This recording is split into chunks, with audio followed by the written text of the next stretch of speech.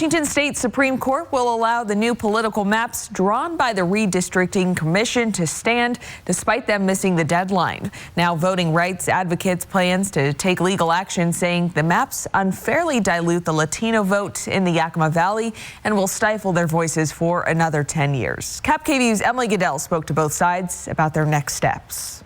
For the first time in its 30-year history, the Washington State Redistricting Commission failed to meet the deadline to approve new maps for legislative and congressional districts. They agreed upon the lines on time, but tech issues stopped them from getting the actual maps in until the following day. We understood at midnight on November 15th that we lost the jurisdiction to the Supreme Court instead, and we asked them to please basically adopt the maps or to continue to let them go through the process. The court ruled Friday to let those new maps stand.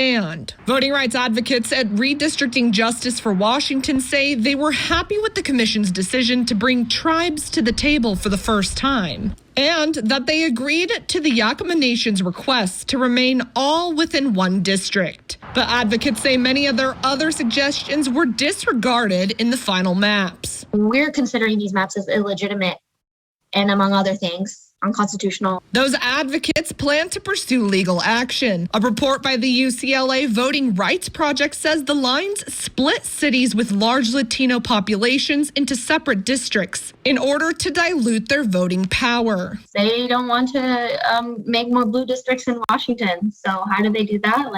We create districts that are don't favor communities of color. I know that commissioners worked very hard to do what they could within the parameters that they're allowed to. But again, lines have to be drawn somewhere, and sometimes people don't get everything they want. The legislature will have 30 days from its first session on January 10th to propose any amendments to the map. But any changes would be minor. They can't change any district more than 2% of the population within any one district. There's never been a change to the map that changed the partisan outcome. In Yakima County, Emily Goodell, KVU Local News. The Redistricting Commission will be delivering copies of their final report to all 147 legislative offices either today or tomorrow. Advocates say they hope to file their lawsuit before the holidays.